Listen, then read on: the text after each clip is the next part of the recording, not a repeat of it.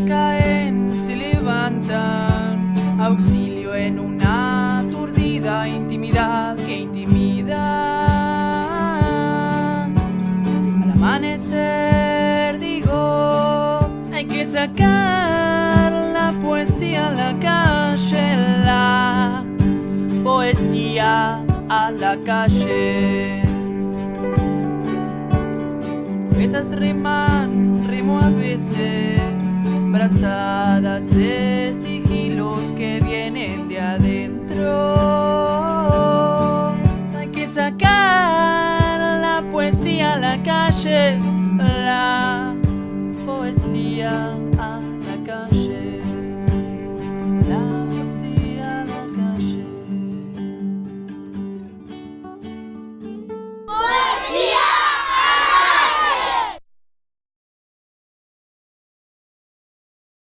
Estamos en otro programa de Poesía a la Calle.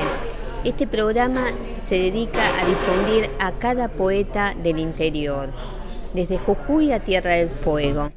En el programa de hoy, la provincia elegida es Buenos Aires, con un poeta que se llama Pablo Queral.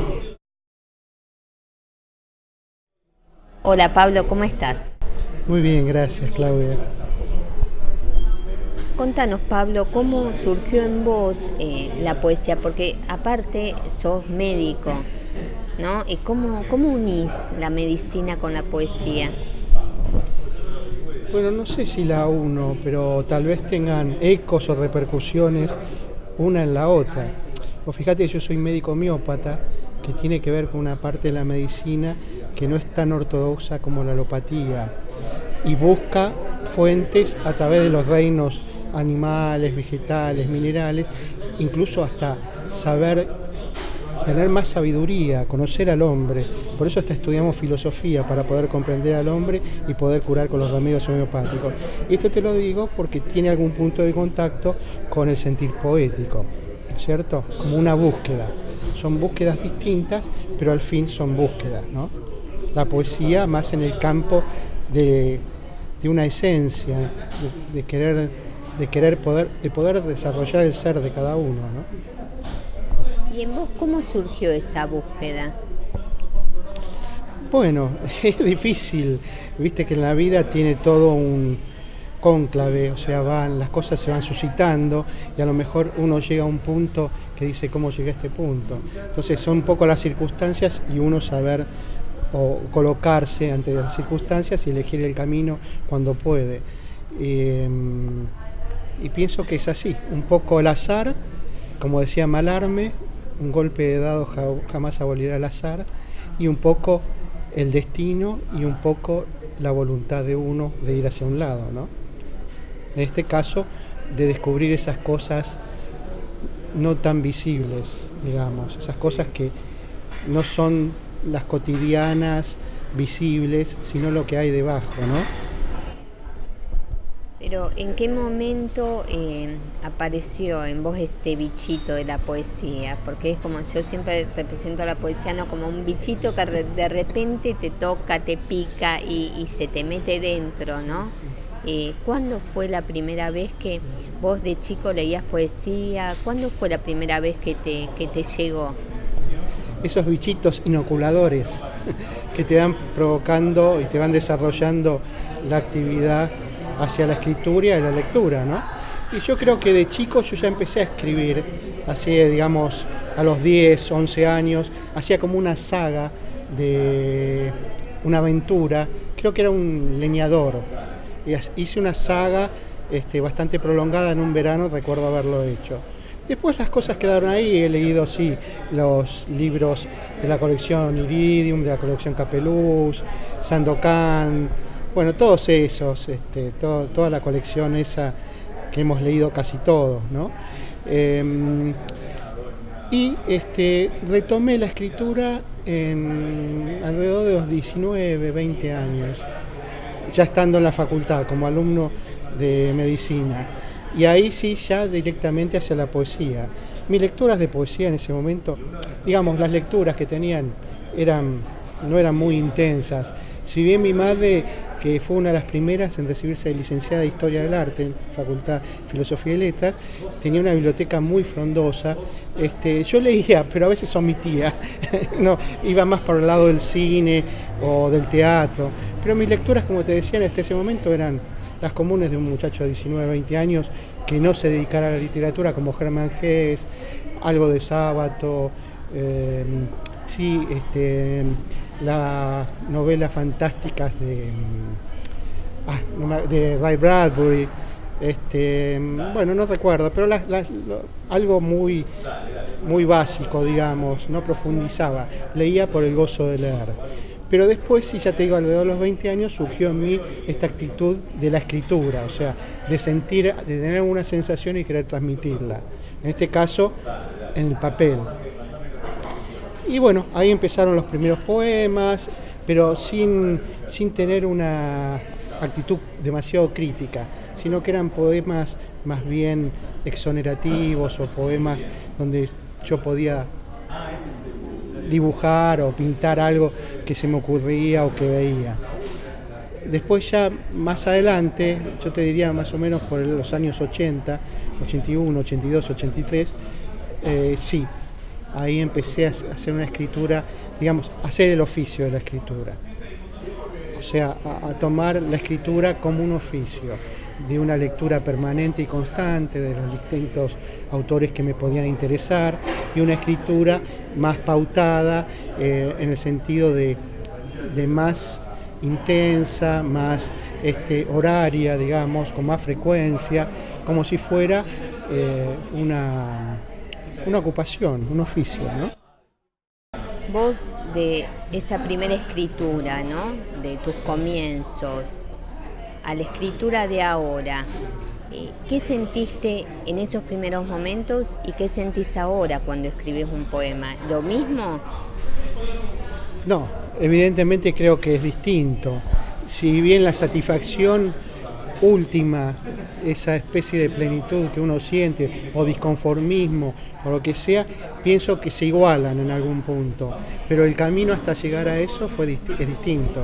Por ejemplo, actualmente a través de un ser más crítico con respecto a mi escritura, de un poder de síntesis, un poder de corrección, que en los inicios seguramente no estaba más bien en una búsqueda, en un intentar conseguir mi voz propia para expresarme. Si bien yo creo que la voz propia siempre está en el escritor, en sus comienzos y cuando se desarrolla, pero creo que también hay un camino a seguir que la va moldeando, ¿no?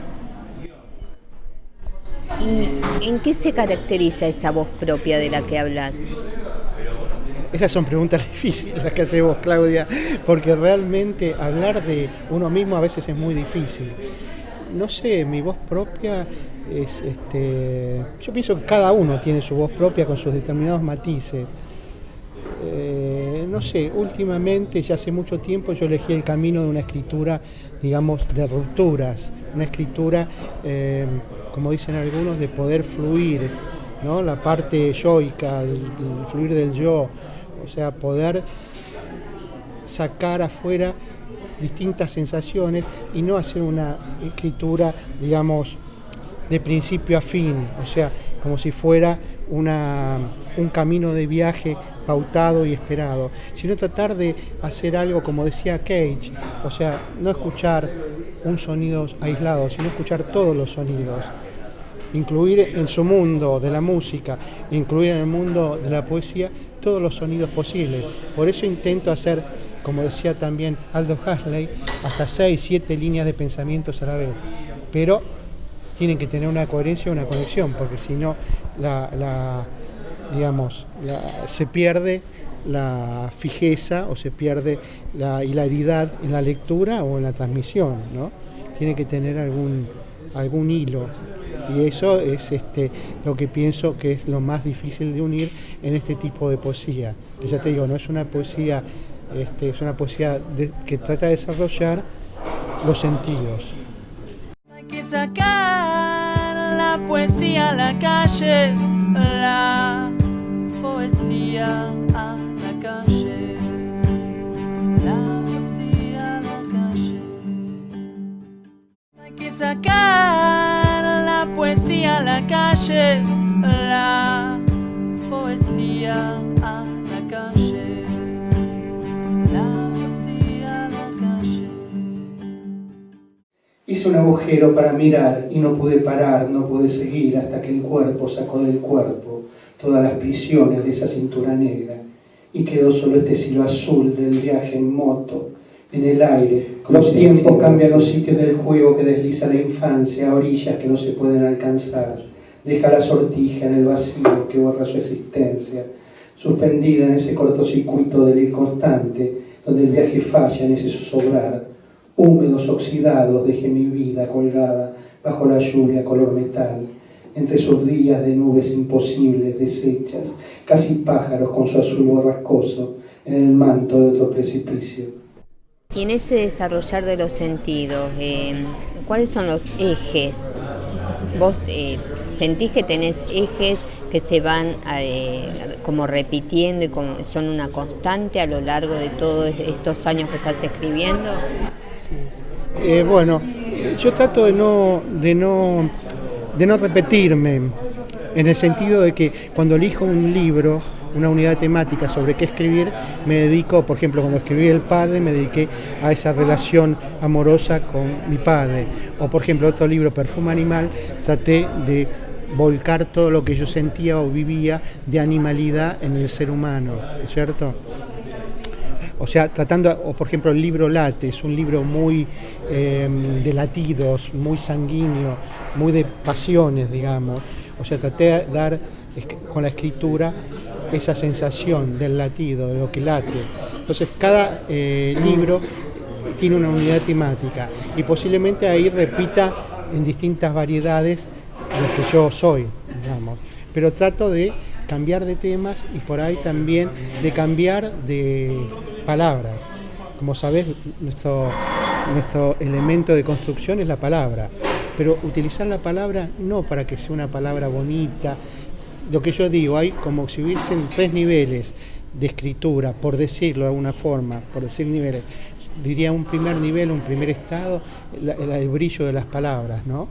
Después un segundo estado, el de las metáforas, el de las imágenes, esas uniones que nos dan una sensación linda, que nos deja, como decía Denise Levertov, decía, era lo que era el muleto del poema, ¿no? Que te deja un significante. Y un tercer nivel es toda esa bruma que levantan las palabras combinadas. Vos podés tomar palabras que vos tomás, que de una película, con los libros que has leído, o con, qué sé yo, escenas cinematográficas, podés tomar distintas palabras que las vas uniendo y provocan un clima, una secuencia completamente distinta a lo que es la palabra inesperada, sola. Entonces ahí yo digo que es como una bruma, como una energía que brota de las palabras, que es la esencia que a vos te queda del poema. Eso, viste, que vos lees un poema y te queda internamente como una sensación, cierto reconocimiento de algo que lo estás todavía texturizando y saborizando, lo vas degustando y después tomás conciencia. Bueno, eso, como un tercer nivel de lo que puede dar un poema, ¿no? ¿Es fácil llegar a eso? A poder lograr, ¿no? Eso. Mira, no sé si es fácil o difícil, es cuestión de intentarlo. Hay poetas que les gusta más trabajar en un plano de el brillo de las palabras, por así decirlo, de las rutinas, y tienen efectos excepcionales. O tal vez un haiku con la simpleza que tiene, pero te abre universos enormes, ¿no? Y sin embargo son, como sabés, 3 versos silábicos, ¿no? De 5, 7 y 5. Y con eso, con esas pocas palabras, con esas pocas sílabas, realmente pintan un panorama enorme. O sea, digamos, hay distintas formas. No creo que cada uno no es si es más fácil o más difícil. Cada uno encuentra la frecuencia donde puede vibrar mejor o tiene ganas de expresarse en un momento determinado, ¿no? O otros en el plano de las metáforas, o en el plano de las imágenes, ¿no? Y otros buscamos tal vez ir un poco más allá, en con esas rupturas o con esa ida y vuelta de pensamientos, tratar de que fluya otra cosa, ¿no? Por encima. Vos hace un rato contaste de algunos libros, ¿no? Que, por ejemplo, El Padre. Háblanos de tus otros libros y en los temas que encaraste en cada uno. Sí, bueno, me tengo que acordar ahora. Bueno, yo el primer libro que escribí se llamó Cansancio del Escrito, ya hace muchos años, y ahí traté de desarrollar el tema de la escritura, la lectura y un poco el cansancio, el fastidio. Eso me surgió cuando yo estuve con una beca en Italia en el año 85 y me había cansado de escuchar tanto en italiano. Por favor, pedí escuchar algo en español después de muchos meses. Entonces me surgió la idea de cansancio de lo escuchado, cansancio de lo escrito, porque al fin escribir, escuchar, leer, traducir son todas analogías de un mismo tema, ¿no? De captar un conocimiento o una sensación, ¿no? Entonces ahí surgió ese libro que se fue desarrollando, porque después son como ramificaciones. Esto no solo para ese libro, sino para todo lo demás. Uno empieza con un tema, leitmotiv, un tronco, y después, como la vida, te vas ramificando en distintas direcciones que tienen que ver a veces poco o mucho con el tema general, pero que que uno quiere expresarlo, ¿no? Y encuentra ese medio. Otro fue 89 golpes y un whisky. Ese apareció a mí me gusta mucho lo cinematográfico. Yo me nutro mucho de lo cinematográfico, de la ópera, que amo, del teatro también, por supuesto, y de los libros que escribo, de que he leído, no de los libros que escribo, de los libros que he leído, por supuesto, todo eso y la música. Entonces te decía, 89 golpes nace a partir de una película de François Truffaut que me impactó mucho, y tal vez después el libro tiene poco o casi nada que ver con la película, pero el germen semilla que esparció la idea del libro surgió de ahí y tiene partes como visuales ese libro, ¿no? Bueno, y así otros libros, ya te dije Perfume Animal también, con ver otro libro que se llama Jazz. Traté de expresar cosas que quería expresar, pero traté de buscar una música, como un fondo de música de jazz a través de las palabras, ¿no? Contanos cómo se puede relacionar la poesía, por ejemplo, con el cine, la poesía con la música. En sí, la poesía como llegada a la gente, ¿no? A través del arte. Sacando el tema de un texto escrito, ¿cómo encontrás poesía en un cine, en una película? Bueno, sí, habría que diferenciar entre poesía y poema. Yo me acuerdo de Alberto Guirri, la expresión que él utilizaba para definir un poco la poesía. Él decía que era ese río abierto entre lo material y lo inmaterial, ¿sí? Recuerdo también la frase de Lezama Lima, que decía: la poesía es el caballo que pasa galopando, y el polvo que levanta, cada partícula esa de polvo que levanta, son los elementos que tomamos los poetas para construir el poema. Como si cada una de esas partículas de polvo que levantó el caballo en su galope fueran las palabras o versos que nosotros tomamos y utilizamos y las acomodamos primero en nuestra imaginación, después la procesamos por la razón, y todo ese sentido que tomamos lo volcamos en la palabra y lo corregimos, y después lo leemos y tal vez con suerte lo publicamos, y tal vez con más suerte tengamos algunos lectores. Pero el hecho fundamental es el goce de poder haber sentido esa sensación y poderla haber transmitido o comunicado, aunque sea a uno mismo, ¿no? Yo creo que es eso. Entonces creo que la poética está en todas las artes, ya sea en el cine, en la pintura, en la danza, en la ópera, en la calle, solo que hay que prestar sentido. Uno tiene que estar con los ojos y con los sentidos abiertos, o sea, estar atento para poder captar seguramente los que nos interesa a nosotros, porque tenemos una intención nuestra que nos está detectada por nuestro gusto, determinada por nuestro gusto, o por lo que nos acerca o nos rechaza, que eso pienso que es una limitación, el gusto nuestro, en cuanto a la capacidad de poder conocer. Por eso siempre trato de dejar, cuando leo un poeta o accedo a una obra de arte o de teatro, trato de dejar de lado el gusto para poder saborearla mejor, para poder comprenderla mejor. cuando terminas de completar, ¿no?, un libro y ves como que está para publicar, o una poesía, un poema, ¿sos de mostrárselo a alguien? Bueno, yo durante muchos años mi primer lector era Arturo Carreras. Digo, mi primer lector, pobre, tuvo que soportar los bodios que escribía. No, cuando tenía terminado el libro se lo leía a él y bueno, yo opinaba o me decía cosas. Era para mí, porque yo hace muchos años atrás fui concurrente del taller de Arturo Carreras y Daniel Helder a principios de los 90, junto con otros poetas más, que concurrimos a ese... Rita Krasman, bueno, muchos poetas más, Roxana Páez, Selva y Pascuale, bueno, pasaron muchos poetas por el taller aquel. Entonces, bueno, como tuve una relación así, cuando tenía un libro terminado, durante mucho tiempo se lo leía a él como, digamos, como una primera escucha, ¿no? Cuando vos dijiste que viviste en el exterior algunos años, ¿cómo fue escribir afuera? Bueno, yo estaba en Italia. En esa época creo que utilicé neologismos, utilizaba incluso palabras en italiano, como ancora o magari, y las intertextuaba con los textos. Y digamos, desde el idioma italiano, escribir en castellano, en español, era como una segunda visión, digamos, una musicalidad, un sonido que yo hablaba a diario, y el otro el que escribía y que hablé toda mi vida, pero por motivos obvios, que estaba en Italia, no lo hablaba. Entonces, por ahí escuchaba algunas canciones que me había llegado, algunas músicas, algunos CD. En aquella época eran cassettes.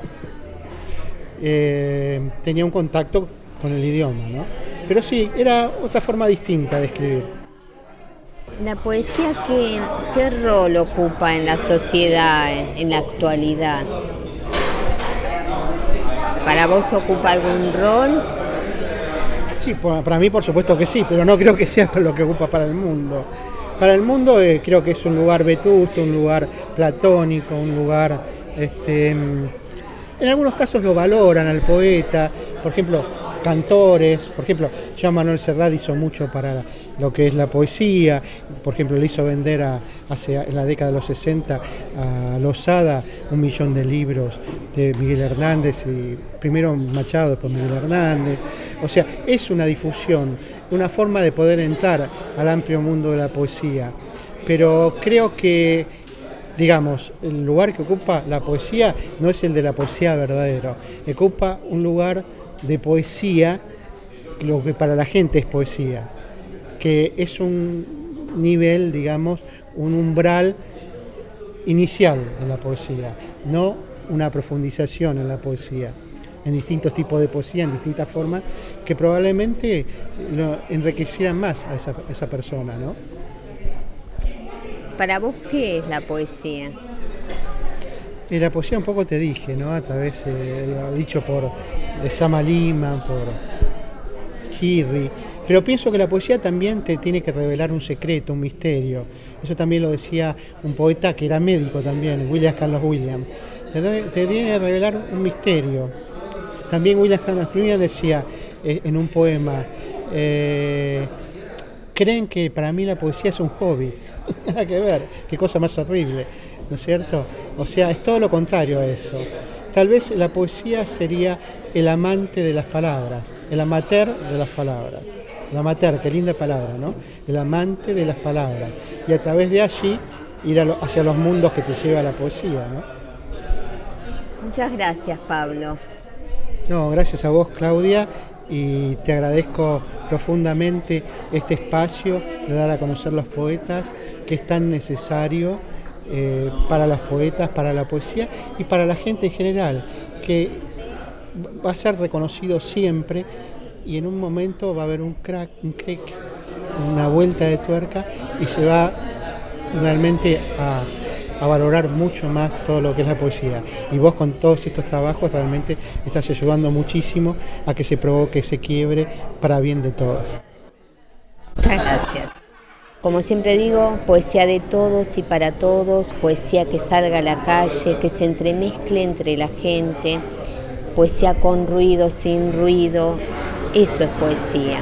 Hasta el próximo programa. Las elegías caen, se levantan, auxilio en una aturdida intimidad que intimida.